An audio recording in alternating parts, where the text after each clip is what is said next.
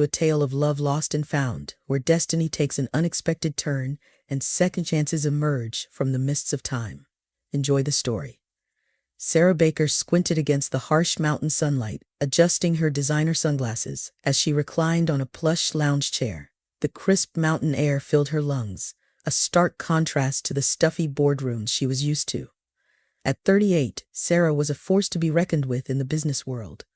But here, in this exclusive mountain resort, she felt oddly out of place. Her new husband Jake, a dashingly handsome 29-year-old, had insisted on this vacation. "Come on, babe," he'd pleaded, flashing that $1 million smile that had first caught her eye at a charity gala. "You need to unwind. 3 weeks, just you and me." Sarah had scoffed at the idea. 3 weeks? The company would fall apart without me. She'd compromised on a week, but now, as the warm sun caressed her skin, she was considering extending it. Just a few days, she told herself. What could go wrong? Jake emerged from their luxury cabin, his sculpted abs glistening with sunscreen. "Hey, beautiful," he called out, sauntering over to her. "How about we do something exciting today?" Sarah raised an eyebrow. "Exciting? I thought the whole point was to relax." Jake plopped down beside her, his youth and energy a stark contrast to her composed demeanor. "Come on, Sarah. We're in one of the most beautiful mountain ranges in the country. We can't just sit around all day." "Watch me," Sarah retorted, closing her eyes behind her sunglasses. But Jake was persistent.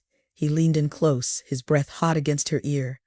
"I heard about this amazing hiking trail from the concierge. It leads to the most breathtaking view you've ever seen. Please, Sarah, for me?"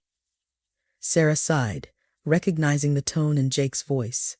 It was the same one he used when he wanted something expensive, or when he was trying to convince her to attend another one of his friend's wild parties. She opened her eyes, meeting his eager gaze. "Fine," she conceded, "but just a short hike. I'm not dressed for mountain climbing." Jake's face lit up with boyish excitement. "You won't regret it, I promise. I'll go grab our stuff." He bounded off towards their cabin, leaving Sarah to wonder, not for the first time, what she'd gotten herself into with this marriage. As she watched Jake disappear into the cabin, Sarah's mind wandered to a time long past. To another man who had loved the mountains. Pete. The name sent a shiver down her spine despite the warm sun. It had been 15 years, but the memories were as fresh as yesterday. Sarah shook her head, dispelling the thoughts. This was her honeymoon after all. No time for ghosts of the past. She stood up, stretching her lithe body, and headed to the cabin to change. Little did she know, this hike would change everything. An hour later, Sarah found herself on a narrow mountain trail, her favorite sneakers already caked with dust. She'd packed them on a whim, a small act of rebellion against the closet full of designer heels Jake had bought her. The sneakers were comfortable, practical, everything her life with Jake wasn't. "Keep up, slowpoke," Jake called from further up the trail. His enthusiasm was grating on Sarah's nerves. "I'm not built for this, Jake," she snapped back. "Some of us work for a living instead of spending all day at the gym." Jake's laughter echoed off the mountain walls. "Oh, come on, babe. Live a little. This is what life's all about. Adventure. Excitement." Sarah bit back a retort. She'd had enough adventure and excitement in her youth. Now, at 38, she craved stability, predictability. It's why she'd married Jake, wasn't it? A trophy husband to complete her perfect life. As they climbed higher, the trail became steeper. Sarah's breath came in short gasps, her designer workout outfit clinging to her sweat-soaked skin. Jake, on the other hand, looked like he'd just stepped out of a sportswear catalog, not a hair out of place. "Let's take a break," Sarah wheezed, leaning against a large boulder. Jake bounded back down the trail, concern etched on his handsome face. "You okay, babe? We're almost there, I promise." Sarah nodded, not trusting herself to speak without snapping at him. As she caught her breath, her eyes wandered over the vast expanse of wilderness around them. It was beautiful, she had to admit. The towering pines, the distant snow-capped peaks, the crystal-clear sky. It was a far cry from the concrete jungle she called home. But there was something else, too, a nagging feeling of familiarity, of déjà vu. Sarah's mind drifted back, unbidden, to another hike, another time. 15 years ago. "Pete, wait up," Sarah called, her 23-year-old legs pumping hard to keep up with her boyfriend's long strides. Pete turned, his rugged face breaking into a wide grin. Come on, city girl. You're not gonna let a little mountain beat you, are you? Sarah laughed, the sound echoing through the trees. Not on your life, mountain man. I'll race you to the top. They ran together, young and carefree, their laughter mingling with the rustle of leaves and the chirping of birds. At the summit, Pete pulled Sarah into his arms, both of them breathless and giddy. I love you, Sarah, he whispered, his eyes reflecting the vast blue sky above. I love you too, Pete, Sarah replied, meaning it with every fiber of her being. Sarah? Earth to Sarah? Jake's voice snapped her back to the present. She blinked, disoriented for a moment. You okay? You zoned out for a minute there, Jake said, his brow furrowed with what looked like genuine concern. Sarah forced a smile. I'm fine, just remembering something? Jake's concern morphed into a sly grin. Thinking about our wedding night? Sarah's smile faltered for a moment. Something like that, she lied. Come on, didn't you say we're almost there? As they resumed their hike, Sarah couldn't shake the memories of Pete. It had been 15 years since that fateful day, the day she lost him forever. Or so she thought. The sun was dipping low on the horizon by the time Sarah and Jake reached the summit. Despite her earlier reluctance, Sarah had to admit the view was breathtaking. The valley stretched out below them, a patchwork of greens and golds painted by the setting sun. See? Didn't I tell you it would be worth it? Jake gloated, pulling a bottle of expensive champagne from his backpack. Sarah raised an eyebrow. You carried that all the way up here? Jake winked. Anything for my beautiful wife. Now, let's celebrate. As Jake busied himself with the champagne, Sarah wandered closer to the edge of the cliff. The wind whipped her hair around her face, carrying with it the scent of pine and wildflowers. It was intoxicating, familiar. 15 years ago, Pete, this is insane. Sarah shouted over the roar of the river below. Get away from the edge. Pete stood at the very tip of the outcropping, his arms spread wide. Live a little, Sarah. Feel the rush. The only rush I feel is terror. Please, Pete, come back. But Pete didn't move. He turned to face her, his expression suddenly serious. Do you trust me, Sarah? Sarah's heart pounded in her chest. Of course I do, but... Then trust me now. Come here. Slowly, hesitantly, Sarah inched towards him. Pete held out his hand, his eyes never leaving hers. That's it, babe. I've got you. Their fingers were just about to touch when a gust of wind hit them. Pete wobbled, his eyes widening in surprise. Sarah screamed his name, lunging forward, but it was too late. In a heartbeat, Pete was gone, swallowed by the mist rising from the churning river below. Sarah, what are you doing? Jake's panicked voice cut through Sarah's memories like a knife. She blinked, suddenly aware of where she was. She had wandered dangerously close to the edge of the cliff, her toes nearly hanging over the precipice. I don't know, Sarah stammered, taking a shaky step back. I was just remembering. Jake's handsome face was pale, his earlier bravado replaced by genuine fear. Jesus, Sarah, you nearly gave me a heart attack. Come away from there. Sarah allowed Jake to guide her back to safer ground, her mind still reeling from the vivid flashback. As Jake poured the champagne with slightly trembling hands, Sarah couldn't shake the feeling that something wasn't right. A toast? Jake said, handing her a plastic flute filled with bubbly. To us, to adventure, and to many more years of happiness. Sarah raised her glass mechanically, her thoughts elsewhere. As she brought the champagne to her lips, a glint of something in Jake's eyes made her pause. Was it concern, fear, or something else entirely? What's wrong? Jake asked, noticing her hesitation. Don't you want to celebrate? Sarah forced a smile. Of course, it's just the height, I guess. Makes me a bit queasy. Jake's expression softened. Oh, babe, I'm sorry, I didn't think. Here, let me pack this up and we can head back down. As Jake turned to pack away the champagne, Sarah discreetly emptied her glass onto the ground. Something in her gut told her to stay alert, to keep her wits about her. It was the same instinct that had made her a successful businesswoman. And right now, it was screaming at her that something was very, very wrong. The sun had nearly disappeared behind the mountains, casting long shadows across the cliff top. Sarah shivered, pulling her light jacket tighter around her shoulders. She watched Jake as he packed up their impromptu picnic, his movements quick and precise. We should get going, Sarah said, eyeing the darkening sky. I don't fancy climbing down this mountain in the dark. Jake straightened up, his backpack slung over one shoulder. You're right, but before we go, there's something I want to show you. He held out his hand, a boyish grin on his face. Trust me? Sarah hesitated for a split second before taking his hand. Always, she lied, forcing a smile. Jake led her towards the edge of the cliff, and Sarah felt her heart rate quicken. They stopped a few feet from the precipice, the wind whipping around them. Look, Jake said, pointing out towards the horizon. Isn't it beautiful? Sarah had to admit it was.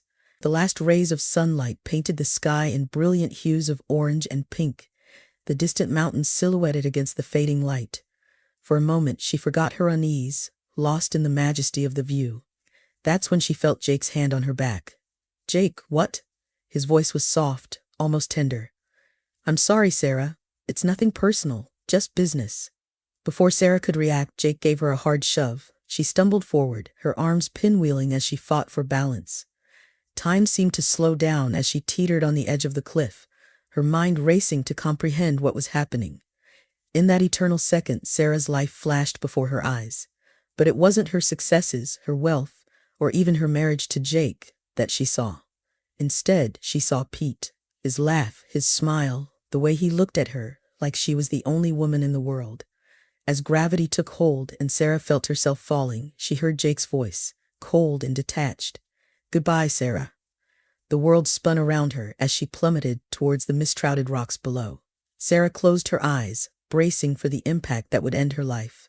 But the impact never came. Instead, Sarah felt herself enveloped in a strange, tingling sensation. The rush of wind in her ears faded, replaced by an eerie silence.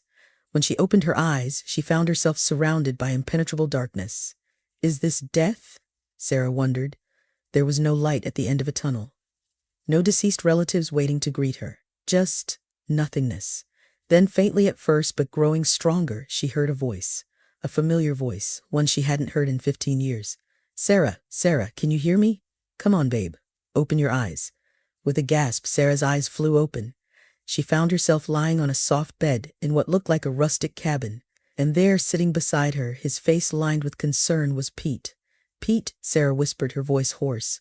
But how? Am I dead? Pete's face broke into a relieved smile, his eyes glistening with unshed tears. No, Sarah, you're very much alive, and so am I. Sarah's mind reeled, unable to process what was happening. But I fell. Jake, he pushed me. Pete's expression hardened. I know, I saw it all, but Sarah, there's so much you don't understand, so much I need to explain. As Sarah struggled to sit up, wincing at the pain in her body, she realized that this was no near-death hallucination. Somehow, impossibly, she had survived the fall. And even more impossibly, Pete, the man she had thought dead for 15 years, was alive and sitting right next to her. Pete, Sarah said, her voice stronger now. Tell me everything. What the hell is going on? Pete took a deep breath, his eyes never leaving Sarah's face. It's a long story, Sarah, and you're not going to believe most of it, but I promise you, it's all true. As Pete began his tale, Sarah felt as if she had stepped into another world, a world where the impossible was possible, where death was not the end, and where second chances came in the most unexpected ways. The crackling fire in the rustic cabin cast dancing shadows on the walls as Pete began his incredible tale.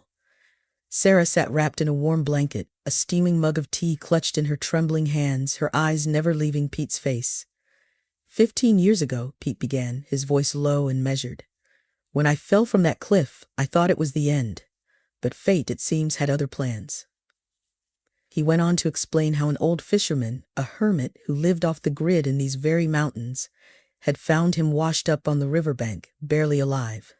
The old man nursed Pete back to health, but the fall had left him with severe amnesia. For years, Sarah, I didn't know who I was. The old man became like a father to me, teaching me how to survive in the wilderness, but always there was this emptiness inside me, like I was missing a vital part of myself. Sarah's mind reeled as she tried to process Pete's words. But how did you remember? How did you know I was in danger? Pete's eyes took on a faraway look. It was about 5 years ago. I was in town picking up supplies when I saw your face on a magazine cover. It was like a dam breaking in my mind. Suddenly everything came rushing back. Who I was, my life before the fall, and most importantly, you. Why didn't you come find me? Sarah asked, a mix of hurt and confusion in her voice. Pete's expression was pained. I wanted to, Sarah. God, how I wanted to. But when I looked you up, I saw how successful you'd become. You were this powerful businesswoman, living a life I could never be a part of. And then, I saw you with Jake.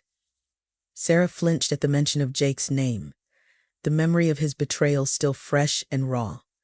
I convinced myself you were better off without me, Pete continued, his voice thick with emotion.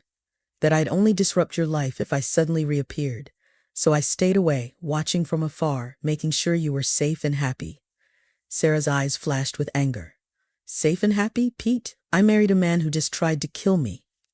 Pete held up his hands in a placating gesture. I know, Sarah, and I'm so sorry. I should have seen it sooner, should have done something. How did you know? Sarah interrupted. How did you know I was in danger today? Pete's expression turned grave. I've been keeping tabs on Jake for a while now. Something about him never sat right with me. And then a few days ago, I overheard him on the phone talking about a foolproof plan and how he'd soon be a wealthy widower. Sarah felt sick to her stomach. So all of this? Our entire marriage? It was just a setup? Pete nodded solemnly. I'm afraid so. Jake's been after your money from the start. He planned this trip, this hike, everything, all to get you alone and stage an accident. But how did you save me? Sarah asked, her mind still struggling to comprehend the impossible events of the day. Pete said she got off pretty easy. And why is that? Because she landed right in his boat on the tarpaulin. No, it was a good bump, of course, but nothing critical. Sarah sat in stunned silence, trying to process everything she'd heard.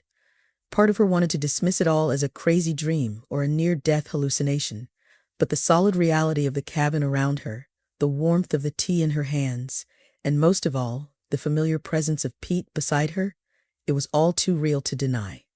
So what happens now? She finally asked, her voice barely above a whisper. Pete leaned forward, taking her hands in his. Now, we make sure Jake pays for what he's done. And then? Then it's up to you, Sarah. I know it's been 15 years, and we're both different people now, but I never stopped loving you. If you'll have me, I want to make up for all the time we lost. Sarah looked into Pete's eyes, seeing the same love and devotion that had captured her heart all those years ago. Despite everything that had happened, despite the impossible tales she'd just heard, she felt a spark of hope ignite in her chest. I never stopped loving you either, Pete, she admitted, tears welling in her eyes. But before we can think about us, we need to deal with Jake.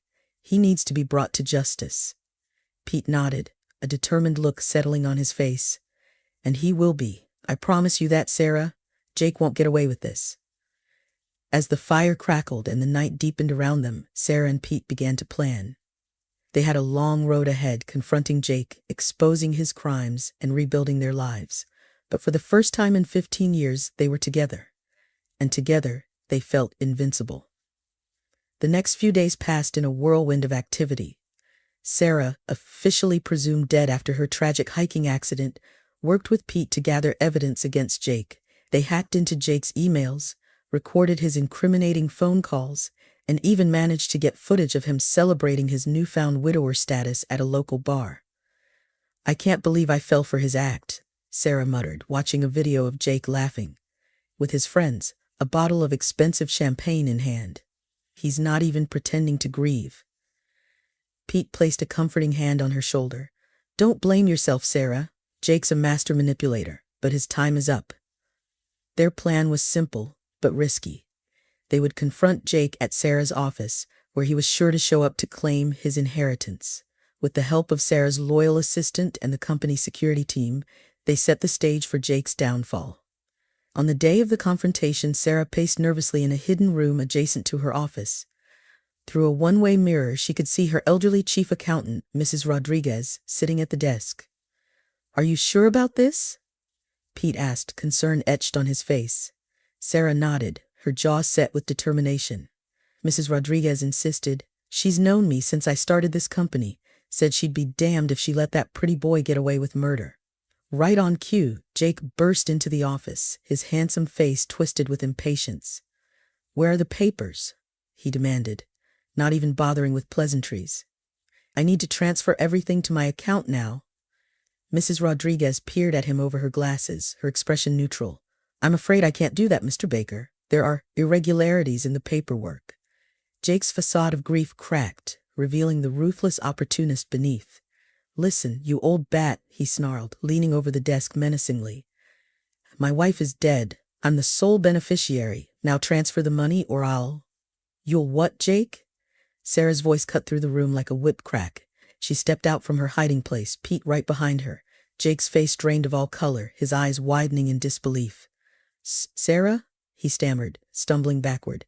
"But how? You're dead." Sarah advanced on him, her eyes blazing with righteous fury. "Sorry to disappoint you, darling. Seems your foolproof plan wasn't so foolproof after all." Jake's shock quickly morphed into calculation. Sarah could almost see the gears turning in his head as he tried to find a way out. "Baby, I can explain," he began, his voice taking on the smooth, cajoling tone that had once charmed her. "This is all a big misunderstanding." "Save it, Jake," Sarah cut him off. "We have everything. The phone calls, the emails, the videos of you celebrating my death. It's over." Jake's charming mask slipped completely, replaced by a look of pure malevolence. "You ungrateful bitch. Do you know how hard it was pretending to love you? An old, dried up—" He never finished his sentence. A fist came out of nowhere, connecting solidly with Jake's jaw. He stumbled backward, looking up in shock to see Pete standing there, his eyes blazing with fury. At that moment, the office door burst open, and a team of security guards rushed in, led by 2 police officers. As the police cuffed a cursing, struggling Jake, Sarah turned to Pete, a mix of awe and love in her eyes. "My hero," she said softly, reaching up to caress his cheek. Pete smiled down at her, looking suddenly shy. "Just keeping a promise I made 15 years ago," he said, "to always protect you."